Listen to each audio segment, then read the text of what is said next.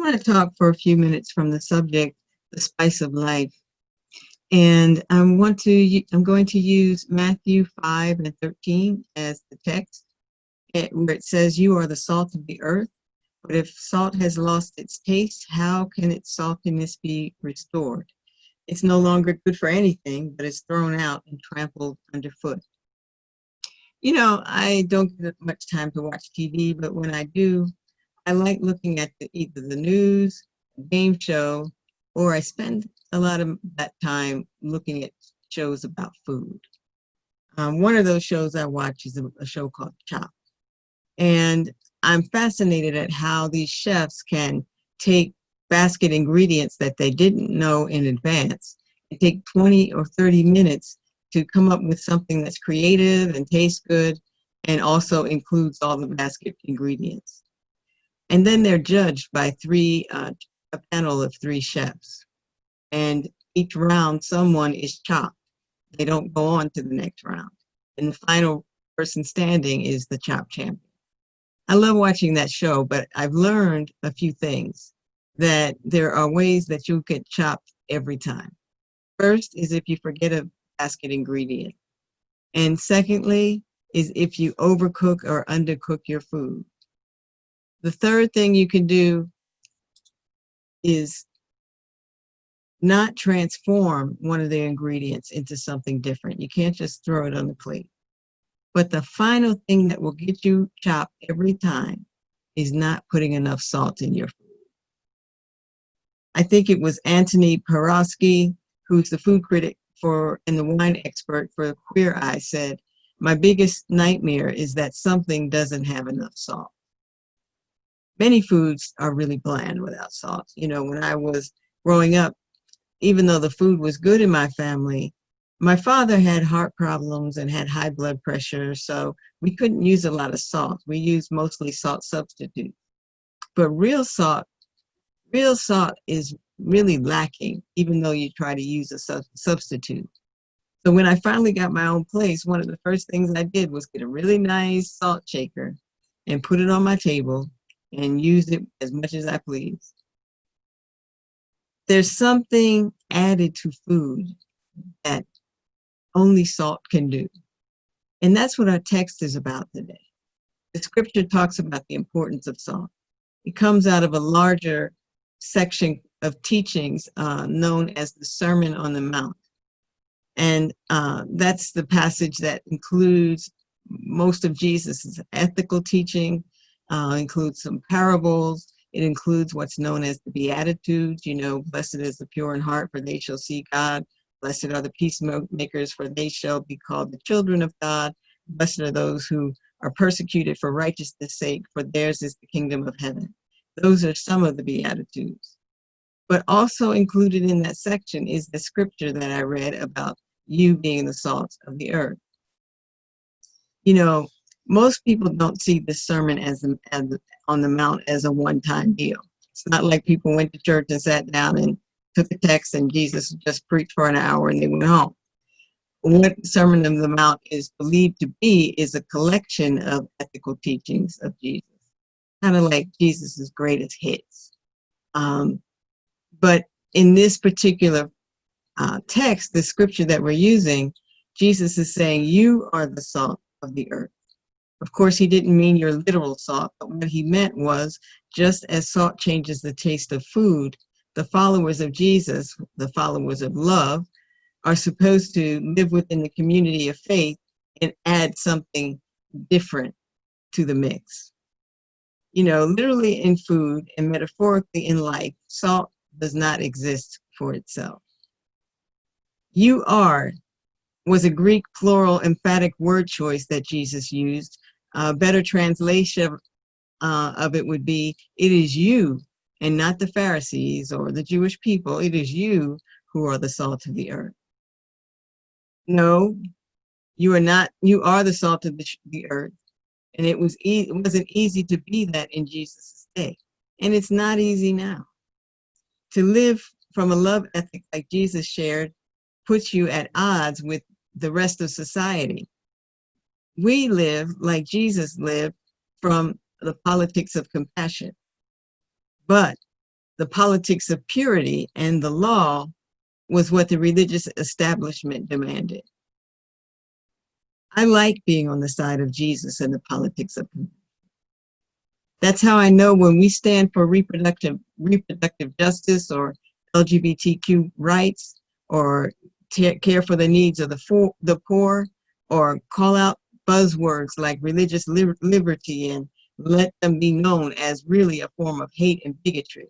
When we're on that side saying these things and walking in that way, that's what the compassion of love and love of Jesus would do in 2020. That's when we're being salt. Salt had many connotations in Matthew's tradition and context. Salt was used for sacrifice, loyalty, and covenant fidelity. It was for eating together. Eating together with your community was called sharing salt. It expressed a binding relationship. Salt was also used for purification and for seasoning, and it was used for preservation. Recently, we've seen evidence of people using their saltiness to preserve life and push for change, walking through the streets, making a stand, letting their voices be known. Yesterday, there was a massive virtual rally for the Poor People's Campaign. And then we have these thousands of young people and not so young people hitting the streets. We see corporations pulling funding and pulling down the Confederate flag. We see celebrities speaking out and extending their resources to stand up for justice. Most of us know we're standing at a time when change is needed. But there's also a feeling that some of us are experiencing. Some of us are just weary. That's the word that seems to fit our present time. Many of us have been in the house for a long time. Many of us have been hearing the rhetoric that we've been listening to and makes us weary at times. Weary means we're exhausted in strength, endurance, and vigor, or freshness. It means having one's patience, tolerance, or pleasure exhausted. Some of us are just exhausted. We've got dishonest or non-caring leadership. We've got too many names to learn. Every time, it seems like every week we're learning a new name of a Black person who was murdered by police or some vigilante. On top of our personal concerns, we have these issues because we still have to deal with the losses that we individually go through. We have to deal with our physical and our mental health challenges. We have to deal with unemployment and loneliness and any combination of these concerns. And all of that happening still under the blanket of COVID-19. That puts some of us and our fellow citizens at risk, and we are weary. It's just been too much. The only way salt can lose its saltiness is if it gets some impurities in it, if they get mixed in with it. And we have so much going on that we get our saltiness diluted at times. We lose our efficacy because we're diluted because of the weariness that we allow in our lives. But my friends, we need to be determined to stay salty. We need to find things that we love and do them. Maybe read a book or go for a walk. The other day, my family and I, we got to that point where we love each other, but every now and then we need to do something different to break up the monotony. We've been in the house for a couple of months now, and sometimes it gets to you.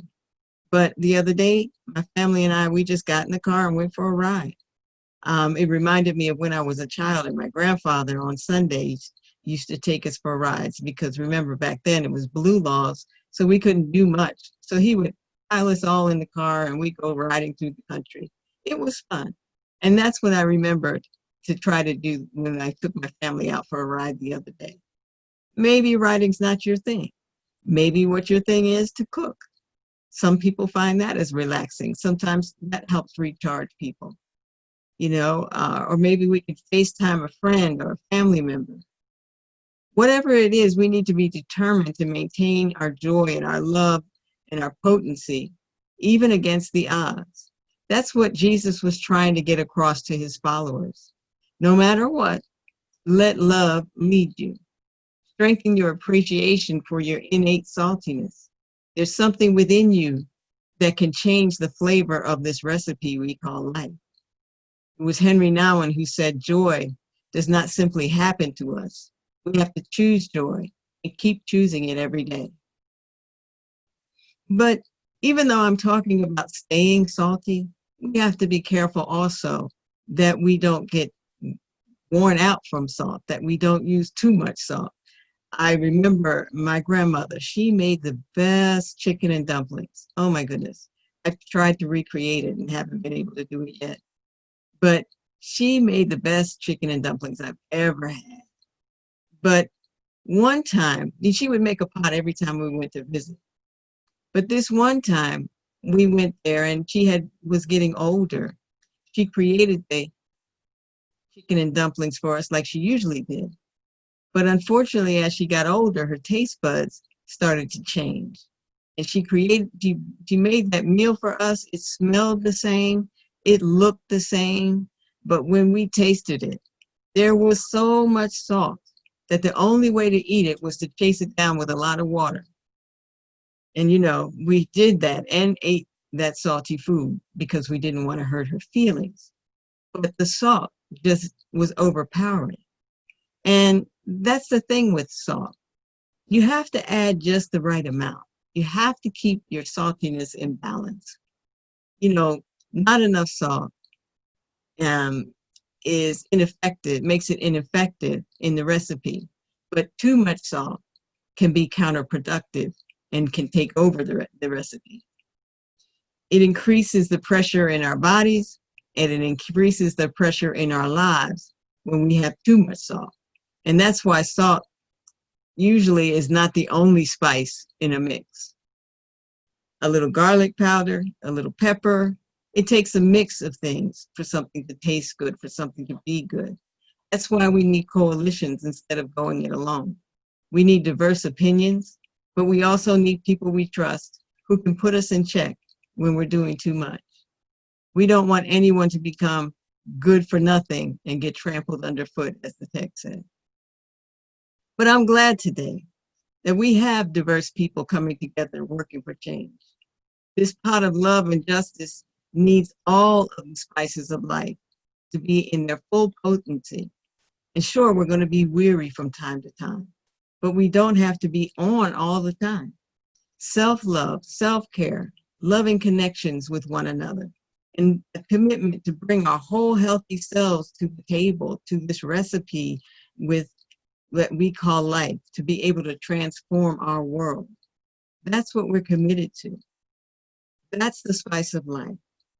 And that's what we're going to do to change this world. Thank you for listening.